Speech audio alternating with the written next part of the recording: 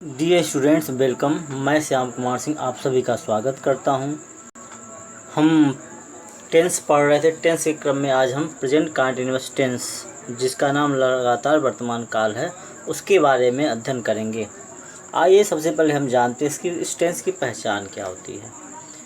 जिस वाक्य के अंत में रहा है, रही है, रहे हैं, रहा हूँ, रही हूँ आदि शब्द आवें, वह वाक्य प्रेजेंट कंटिन्यूअस टेंस का होता है।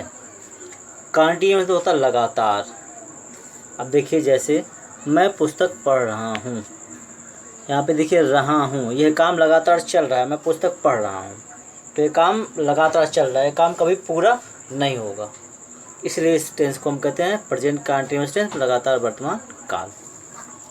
सबसे पहले इसका अनुवाद हम कैसे करते हैं इसके बारे में जानेंगे। तो सबसे पहले हम अफर्मेटिव सेंटेंस के बारे में जान लें। अफर्मेटिव सेंटेंस मतलब कि सभी स्वीकारात्मक वाक्य, जिस वाक्य में कोई चीज़ स्वीकार किया जाए, यस में उसका उत्तर हो, उस सेंटेंस के बारे में आज हम जानेंगे। इसमें सबसे पहले हम सब्जेक्ट लिखते हैं। इसमें सहायक क्रिया इज, एम, आर का प्रयोग होता है। क्रिया के फर्स्ट फॉर्म में आईएनजी हम लगाते हैं और उसके बाद ऑब्जेक्ट लिखते हैं। हम जानते हैं इसका प्रयोग कहाँ करते हैं। इसका प्रयोग हम थर्ड पर्सन सिंगुलर सब्जेक्ट के साथ करते हैं। तो और एम का प्रयोग हम आई के साथ करते हैं। आर का प्रयोग हम प्लूरल सब्जेक्ट के साथ करते हैं, चाहे वो फर्स्ट पर्सन हो, थर्ड पर्सन हो, सेकेंड पर्सन हो, कोई भी पर्सन हो, हम आर का प्रयोग प्लूरल सब्जेक्ट के साथ करते हैं। अब देखिए, हमारा सेंटेंस था मैं पुस्तक पढ़ रहा हूँ। तो यहाँ हम जानेंगे कि मैं जो है ये कौन सा पर्सन है और कौन सा नंबर है। तो मैं जो है वो फर्स्ट पर्सन का सिंगुलर सब्जेक्ट है, और आई के साथ, मैं की इंग्लिश होती है आई, और आई के साथ हम एम का प्रयोग करते हैं। तो सबसे पहले हम मैं की इंग्लिश आई लिखेंगे, उसके बाद यहाँ पे एम का प्रयोग करेंगे, आई एम। उसके बाद हम यहाँ कहते हैं क्रिया में आईएनजी, क्रिया के फर्स्ट फॉर्म में आईएनजी लगाते हैं। तो मुख्य क्रिया हमारी है पढ़ना, तो रीड होना था पढ़ना, उसमें हम आईएनजी लगा देंगे। क्या पढ़ रहा? पुस्तक, I book, I am reading I book. एक सेंटेंस और देखते हैं। वे बाजार जा रहे हैं। वे की इंग्लिश होती है दे। अब इसको हम जानेंगे, दे जो है वो फर्स्ट पर्सन है, सेकेंड पर्सन है, थर्ड पर्सन है। तो वे जो है वो थर्ड पर्सन का प्लूरल सब्जेक्ट है। तो थर्ड पर्सन के प्लूरल सब्जेक्ट, मतलब प्लूरल सब्जेक्ट अगर आ जाएगा तो हम आर का प्रयोग करेंगे। तो वे का हो जाएगा दे, आर। अब यहाँ पे हम जानेंगे कि मुख्य क्रिया क्या है, जा रहे हैं। तो गो माने होता है जाना, उस मुख्य क्रिया में आईएनजी हमको लगाना है। तो दे आर गोइंग टू, कहाँ जा रहे हैं? मार्केट, तो हो जाएगा market. They are going to market, वे बाजार जा रहे हैं। ये देखिए हो गया आपका अफर्मेटिव सेंटेंस। अगर निगेटिव सेंटेंस हो जाए तो निगेटिव सेंटेंस में नहीं शब्द का प्रयोग होता है। तो ऐसे सेंटेंस का हम ट्रांसलेशन कैसे करते हैं जानेंगे। तो सबसे पहले हम सब्जेक्ट लिखते हैं, उसके बाद इज, एम, आर तीनों में से कोई एक, उसके बाद हम नॉट लगाते हैं। फिर क्रिया में जो मुख्य क्रिया होती है उसके फर्स्ट फॉर्म में आईएनजी का प्रयोग करते हैं, और उसके बाद हम ऑब्जेक्ट लिखते हैं। जैसे वे बाजार नहीं जा रहे हैं, वे जो है हमारा सब्जेक्ट है, और ये थर्ड पर्सन का प्लूरल सब्जेक्ट है। तो वे के लिए हम लिखेंगे दे, और चूँकि ये प्लूरल सब्जेक्ट इस समय आर लिखेंगे तो होगा दे आर। नहीं जा रहे हैं तो नहीं के लिए हम नॉट, दे आर नॉट। जा रहे हैं ये हमारी मुख्य क्रिया है, तो इसमें हम लिखेंगे गो, उसमें आईएनजी हम जोड़ेंगे तो हो जाएगा गोइंग। कहाँ जा रहे हैं? बाजार, to market. They are not going to market, वे बाजार नहीं जा रहे हैं।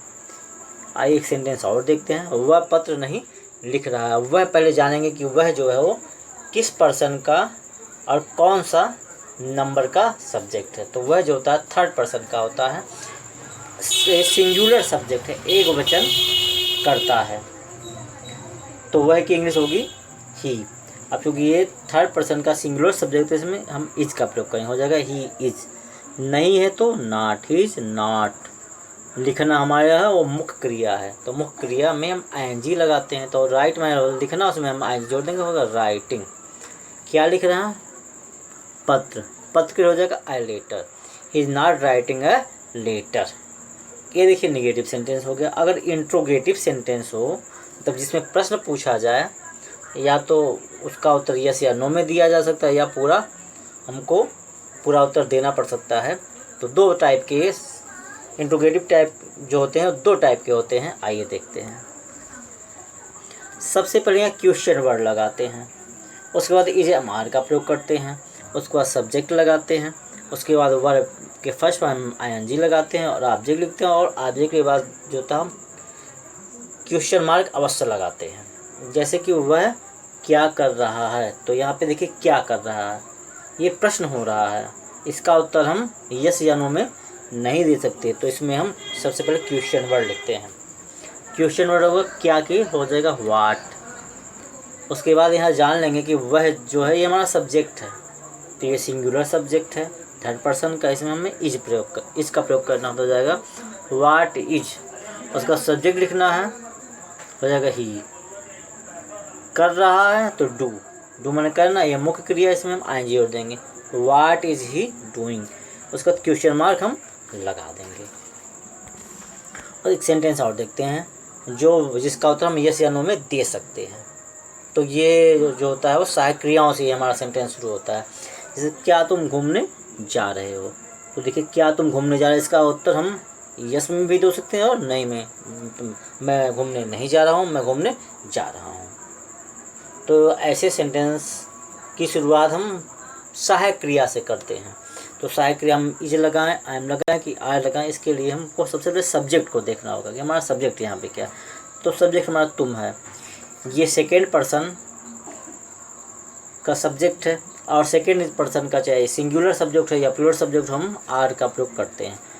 तो यहाँ हो जाएगा सबसे पहले आर, उसके बाद तुम की इंग्लिश यू, उसके बाद जा रहे हो, तो हमारी ये मुख्य क्रिया है।